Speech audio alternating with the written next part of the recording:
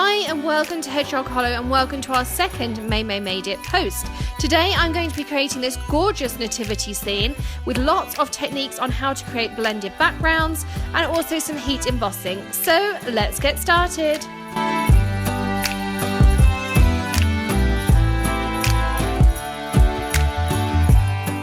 Have pre-cut some Bristol smooth in, I've made it 4 inches by 8 inches. So I'm going to make a long card for this one.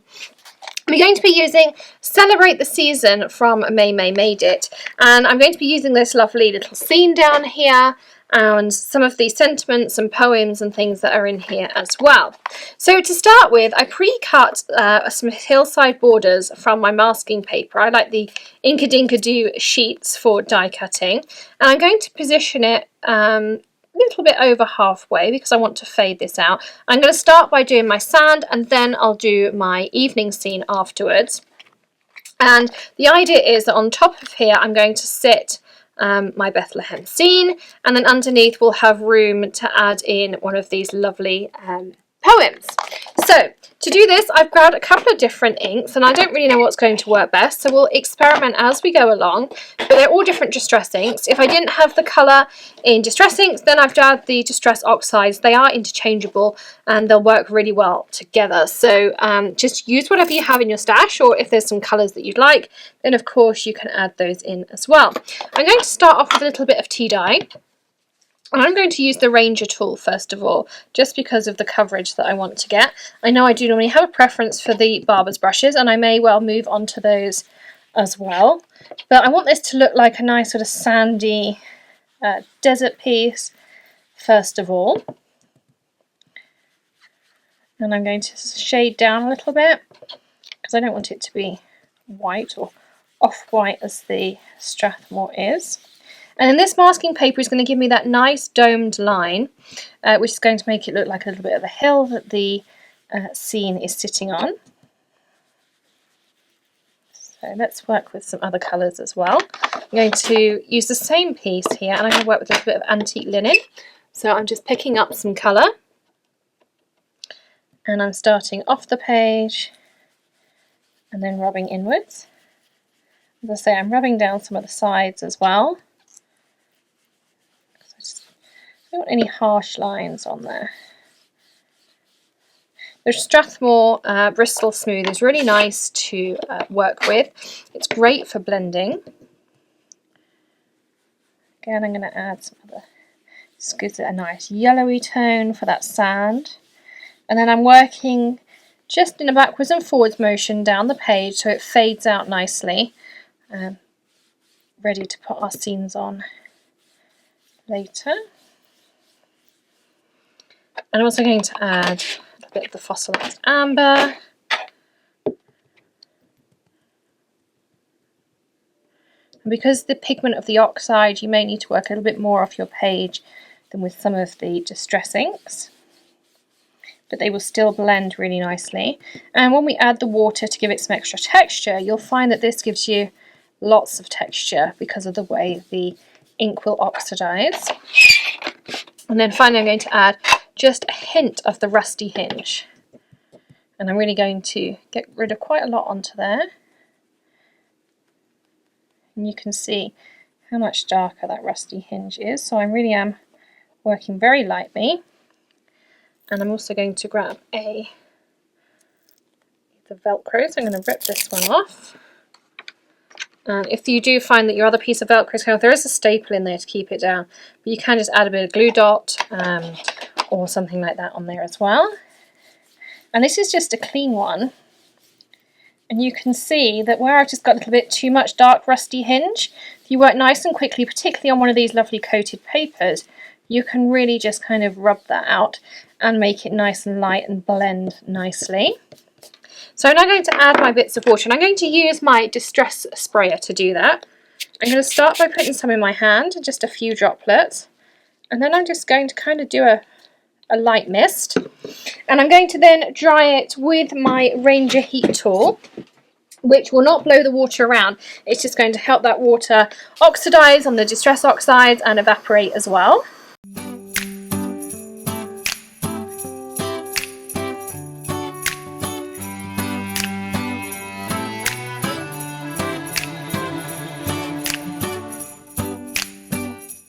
So you can see there how I dried it. Now a few of these watermarks are a little bit bigger than I would like. So I'm going to take a couple of my previous colours. I'm going to start again with the tea dye. And we're going to work off. And I'm just going to soften some of those because I don't want them too big. I mean, I wanted it granulated like sand, but nothing too large. And we're just going to just tone them down a little bit. You may like yours like that. It's entirely up to you how you want to work.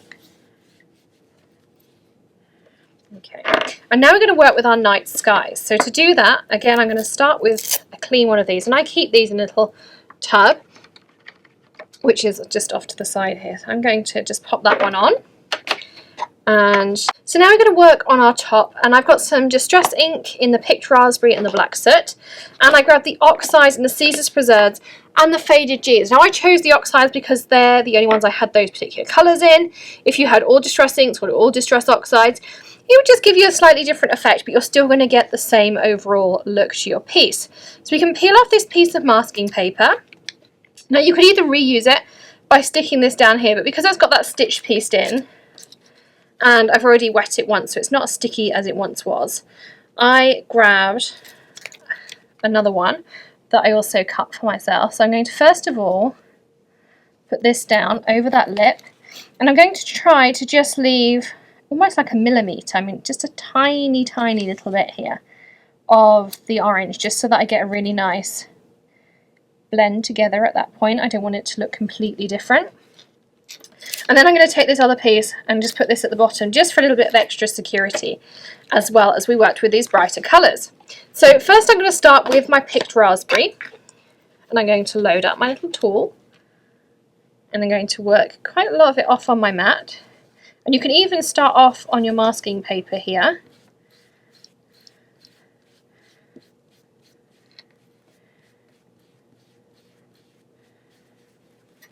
And I'm going to start like this.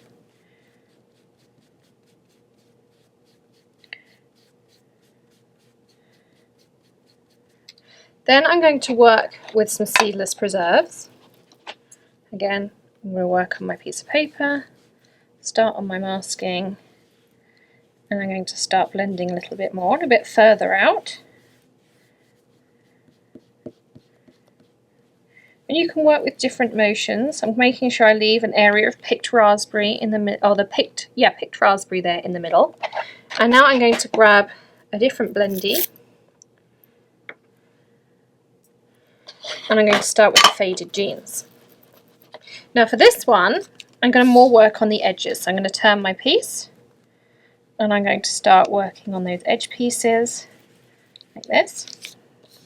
And because that Picked Raspberry is in the Oxides, it's not going to dry as quickly, which is why you can see some of my fingerprints in there, but we won't see those by the end.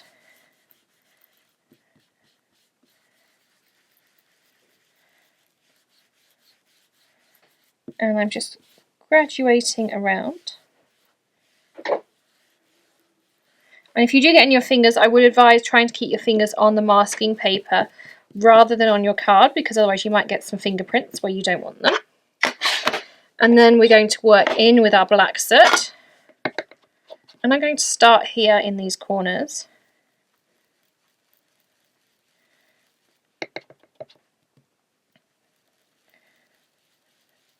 Like so. So this is a little bit different to a galaxy background. We're not using any of the yellows in this. More trying to keep it almost like a Northern Lights kind of colours, I'm thinking here.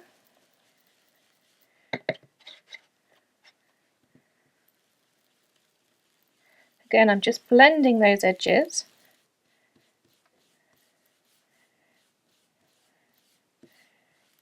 And then I'm going to take my pink one back again. I'm not going to add any more ink at this stage. I'm just going to go around the middle here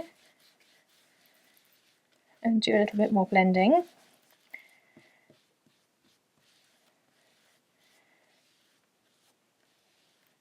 And I want to leave a nice bit of that pink and the purple because that's where I'm going to put my little scene in here. And you can kind of just lay it over the top and make sure you've got the illumination exactly as you want it. And as we're going to be using embossing powders, we can go back in afterwards as well and sort of amend the colours slightly as well. So I'm going to leave that as it is for now.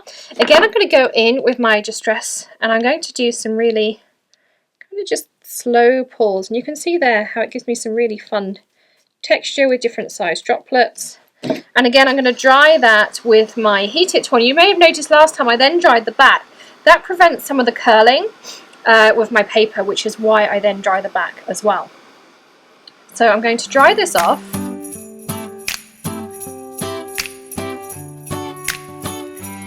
So our next stage is to add some nice white accents to this. And I've just got a really fine white brush here.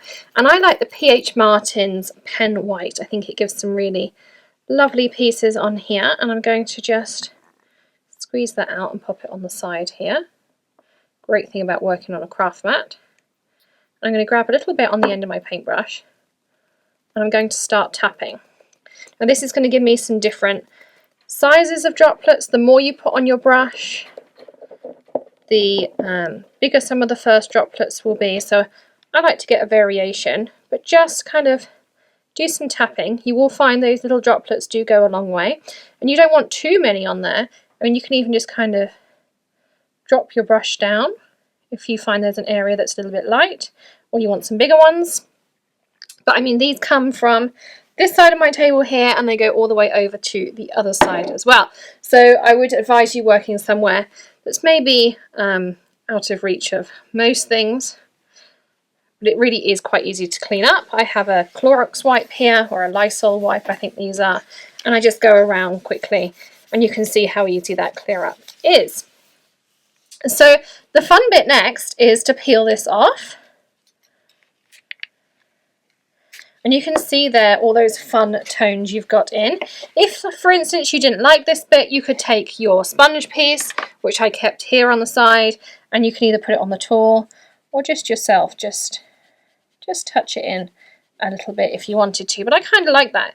And I think it'll look nice with the shadows on there. Again, I'm going to give this a quick dry, just using my Heat It tool, because when I do my heat embossing, I don't want anything to stick to it. So now we're ready to do our stamping, and I'm going to start by stamping out my silhouette image.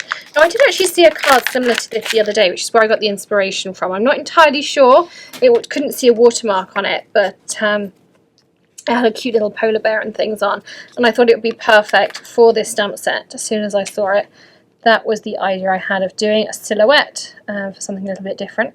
I'm also going to make sure, so my two poles here are touching the edge of my hillside, which means a little bit of them and the manger is just coming into that sandy area, but that is absolutely fine. Now you could do it off center like that. I think I might just center mine up a little bit more, like so. There are also some star stamps in there, so if you wanted to heat emboss your stars, you could do that too. I'm going to pick this up. I'm going to use my powder tool fairly liberally because I just want to make sure that there's no oxide that's still wet or paint dots that's still wet, and then they stick with the embossing powder. So I'm going to use my VersaMark pad.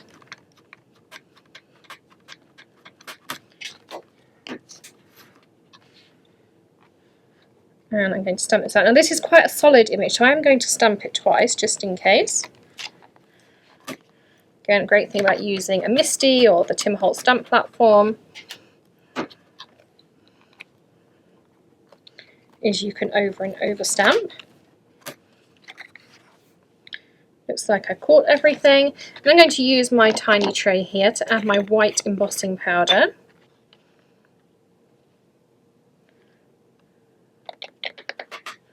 Let's flick over there. And this is great, that little pointed bit in there. Anything that's left over, just grab your powder tool and it will come out nicely, like so.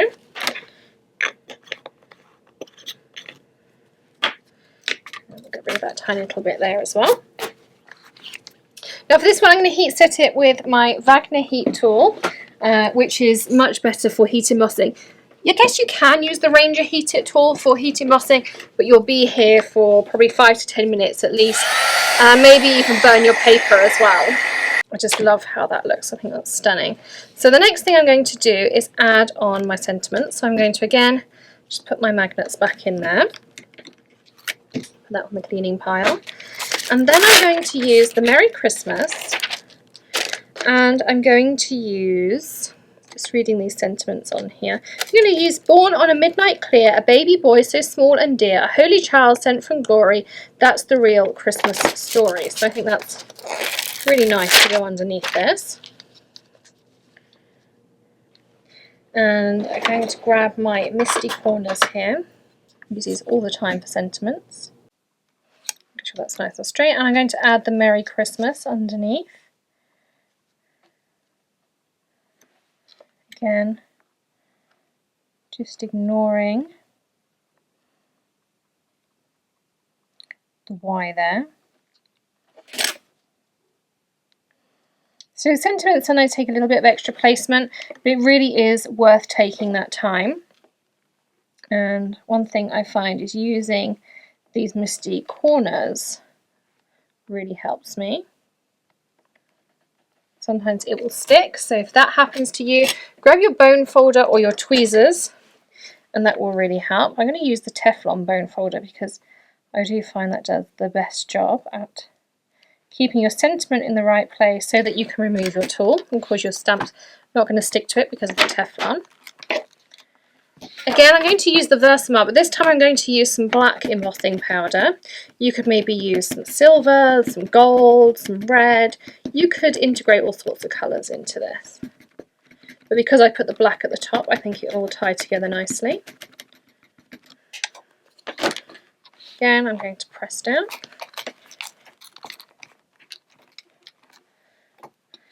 I'm pretty firm on my lid. And then I just kind of lift it up and tilt it towards the light to make sure I've caught everywhere. It was in this guide down at the bottom here, so if I needed to, I can come back in and stamp it again. And I'm going to use that super fine black, which gives you a really nice definition for your sentiments, particularly when you have a small verse like this. Some powders you may find kind of gunk it up, but you can see there you've got some really nice detail in there. And I'm just going to give it a firm flick. And I did forget to add my powder tool beforehand, which I'm sure happens to us all sometimes, that we just get so caught up in having the fun of stamping that we forget to use our tool. So let me show you a little trick that I do. Once I've given it a good flick on the back, if there's anything left, like here I can see there's some areas, take your powder tool or a very fine paintbrush, depending on what sort of area you're working on, and you can get rid of lots of those little pieces as well. So that's how I do that. And again, I'm going to heat this with the Wagner tool. So there's our stamping done. Let that cool just for a second when I put these things away.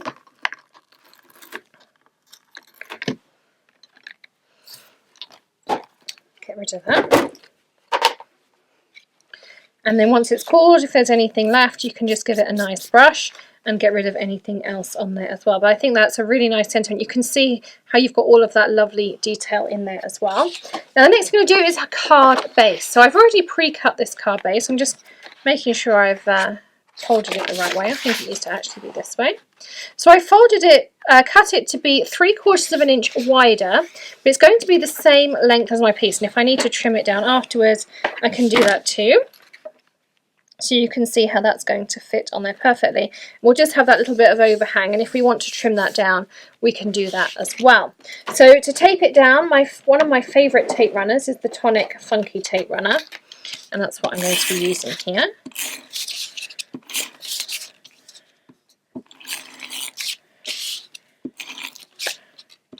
And just because it's long, I'm going to put some tape down the middle because I don't want any warping.